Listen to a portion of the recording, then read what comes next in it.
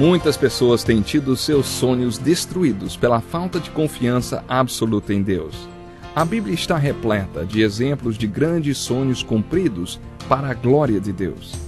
Encontro com a Palavra é um programa escrito pelo Dr. Dick Woodward e narrado por Pastor Edson Bruno. Ouça e descubra verdades que lhe ajudarão no seu dia a dia. Com você, Pastor Edson Bruno.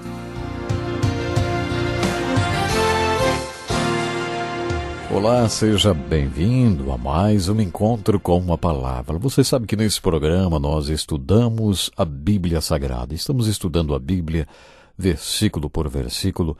Abra sua Bíblia no capítulo 10 da primeira carta de Paulo aos Coríntios e acompanhe comigo esse estudo. Hoje estudaremos mais uma vez o tema dos capítulos 8, 9 e 10. Ouça com atenção os versículos de 1 a 14 do capítulo 10, que diz assim, porque não quero, irmãos, que vocês ignorem o fato de que todos os nossos antepassados estiveram sob a nuvem e todos passaram pelo mar. Em Moisés todos eles foram batizados na nuvem e no mar. Todos comeram do mesmo alimento espiritual e beberam da mesma bebida espiritual, pois bebiam da rocha espiritual que os acompanhava, e essa rocha era Cristo. Contudo, Deus não se agradou da maioria deles. Por isso, os seus corpos ficaram espalhados no deserto. Essas coisas ocorreram como exemplos para nós, para que não cobicemos coisas más, como eles fizeram. Não sejam idólatras, como alguns deles foram, conforme está escrito. O povo se assentou para comer e beber, e levantou-se para se entregar à farra. Não pratiquemos imoralidade, como alguns deles fizeram, e num só dia morreram 23.000. Não devemos pôr o Senhor à prova, como alguns deles fizeram e foram mortos por serpentes. E não se queixem, como alguns deles se queixaram e foram mortos pelo anjo destruidor. Essas coisas aconteceram a eles como exemplos e foram escritas como advertência para nós sobre quem tem chegado o fim dos tempos. Assim, aquele que julga estar firme, cuide-se para que não caia. Não sobreveio a vocês tentação que não fosse comum aos homens. E Deus é fiel, Ele não permitirá que vocês sejam tentados além do que podem suportar. Mas, quando forem tentados, Ele mesmo lhes providenciará um escape para que o possam suportar. Por isso, meus amados irmãos, fujam da idolatria. Paulo foi direto ao assunto deste capítulo. Você está lembrado que no último programa falamos sobre ser desqualificado da corrida? Paulo terminou o capítulo 9 usando a palavra reprovado. Prestem atenção. Mas esmurro o meu corpo e faço dele meu escravo para que depois de ter pregado aos outros, eu mesmo não venha a ser reprovado. Às vezes acontece do vencedor chegar à linha de chegada numa corrida e depois acabarem descobrindo que ele não estava qualificado para corrê-la e tudo ir por água abaixo, treino, esforço, corrida, tudo porque ele não estava qualificado para correr. Paulo disse que não queria ser reprovado nem desqualificado da corrida da sua vida, que acredito era o seu ministério. Que devo fazer, Senhor? Foi assim que o seu ministério começou e esta era a grande obsessão de sua vida, fazer a vontade do Senhor de maneira plena. Nesse trecho da carta, Paulo estava tratando da questão de comer ou não carne sacrificada a ídolos, que era vendida no mercado por um preço mais em conta. Ele alertou aqueles que achavam que não existia nenhum problema comer aquela carne, mas quanto ao tipo de associação, eles se envolviam com aquele procedimento. Será que é possível você manter comunhão com Cristo, com o sangue e o pão de Cristo que representam o seu sangue e o seu corpo, e ao mesmo tempo comer esta carne com o tudo que está associado a ela? Esse foi o alerta de Paulo no capítulo 10 desta carta. Ele estava alertando a igreja. E para fazer esse alerta, ele foi até o Velho Testamento. Esta passagem de Paulo no Novo Testamento nos abre uma janela para entendermos o Velho Testamento. Depois de citar alguns exemplos do Velho Testamento, Paulo disse no versículo 11, essas coisas aconteceram a eles como exemplos e foram escritas como advertência para nós, sobre quem tem chegado o fim dos tempos. Quando Paulo falou em exemplos, usou a palavra grega tupos, que significa tipos, Preste atenção, a narrativa histórica do Velho Testamento não é simples folclore nem contos de fada, é fato histórico que realmente aconteceu para o povo. Portanto, aqueles tipos, como os tipos de uma máquina de escrever que deixam marcas no papel, também deixaram marcas para nós que devem ser seguidas. São lições e exemplos para nós. Outro versículo muito importante no Novo Testamento que destaca a importância do Velho Testamento para nós está em João capítulo 17, versículo 17, quando Jesus se referiu à palavra de Deus em sua oração, quando disse: a tua palavra é a verdade. Sempre que lemos a palavra de Deus, encontramos a verdade. Esta verdade é transmitida através de várias formas literárias.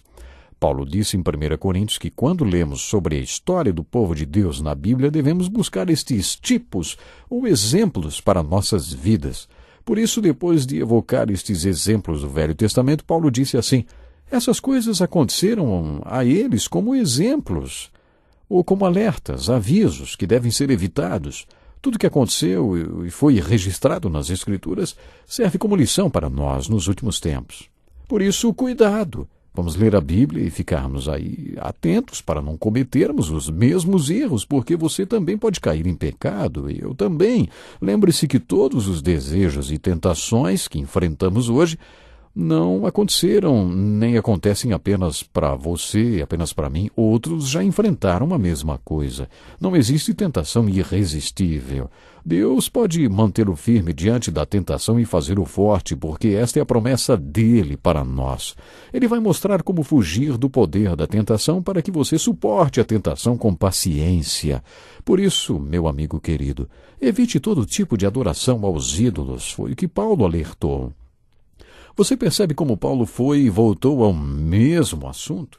Ele falou sobre a história do Velho Testamento e como o relato de tudo o que aconteceu serve de exemplo e alerta para a nossa vida. Quase todas as citações de Paulo referem-se a alertas para que não repitamos os mesmos erros. Você sabe que a experiência não é o único professor que temos. Não precisamos aprender tudo por experiência própria. A experiência é um método muito convincente de ensino, mas não é o único. O habilidoso obstetra não precisa ter nenê para saber conduzir um parto, não é mesmo?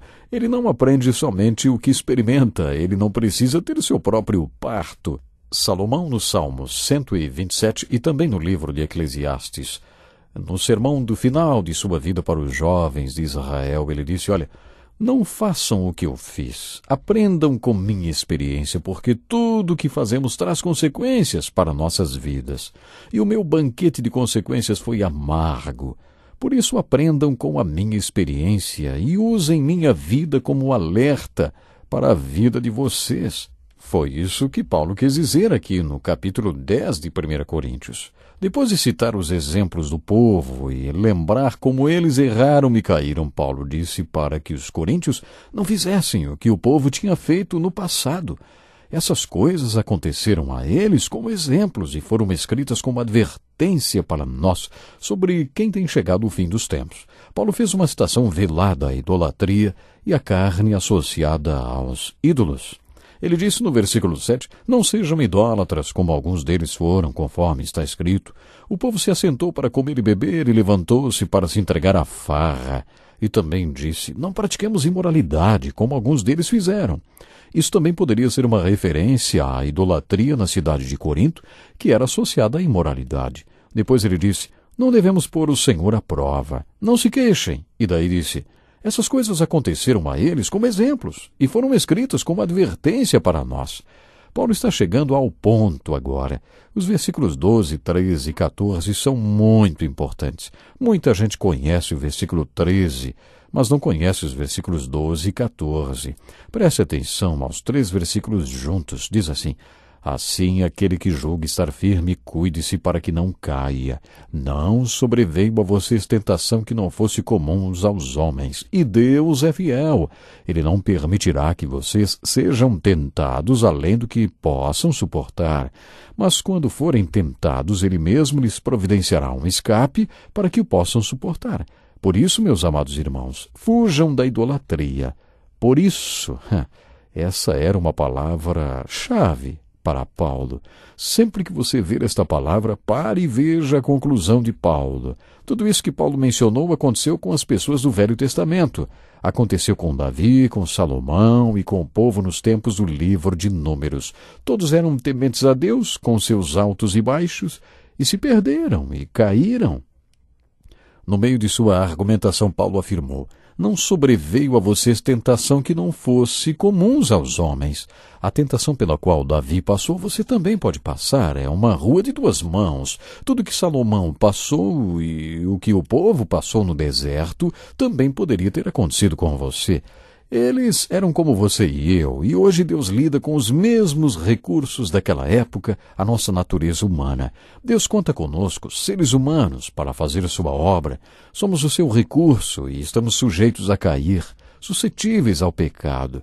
Esse versículo é muito importante. Não sobreveio a vocês tentação que não fosse comum aos homens. Outras pessoas passaram pelas mesmas tentações. Deus é fiel. Ele não permitirá que vocês sejam tentados além do que possam suportar, mas quando forem tentados, Ele mesmo lhes providenciará um escape para que o possam suportar. Essa promessa nos conforta, não é verdade? Por isso, meus amados, fujam da idolatria, ele disse. Vocês perceberam? Paulo estava tratando da questão da idolatria, a questão da carne oferecida aos ídolos, que levou ao assunto dos templos e das práticas idólatras. Não creio que seja necessário enfatizar como todas aquelas práticas idólatras eram pecaminosas. Paulo destacou o envolvimento de demônios nelas. No versículo 20 ele afirmou: quero dizer que o que os pagãos sacrificam é oferecido aos demônios e não a Deus, e não quero que vocês tenham comunhão com os demônios. Havia uma associação daquela idolatria com os demônios e o submundo espiritual. O que Paulo estava dizendo era: fiquem longe de tudo isso. Ele quis dizer que não podemos ser do tipo que diz: isso nunca vai acontecer comigo, não. Na oração do Pai Nosso aprendemos uma coisa muito importante. Aprendemos a orar: não nos deixe cair em tentação, mas livra-nos do mal. Essa deve ser a nossa oração, porque mesmo que não desejemos pecar, a carne é fraca. E é por isso que Paulo advertiu para não alimentarmos a carne e não nos acharmos fortes o suficiente, porque a carne é fraca. É difícil escapar. Por isso fuja da tentação. Esta palavra foi usada em relação aos pecados de imoralidade, aos pecados da carne, aos pecados sexuais. Fuja! É assim que escapamos desse tipo de tentação. Que pena, o nosso tempo já acabou. Que Deus nos ajude a sermos mais do que vencedores. Até o próximo programa. Que lição importantíssima. Obrigado, pastor Edson Bruno. Prezado ouvinte, coloque em prática o que você ouviu aqui. Sem dúvida, sua vida será grandemente abençoada. Este é um estudo escrito pelo Dr. Dick Woodward, na voz do pastor Edson Bruno. Escreva-nos e solicite o material. Nosso endereço é Encontro com a Palavra, Caixa Postal 2011, CEP 89201-970, Joinville, Santa Catarina. Até o nosso próximo encontro com a Palavra.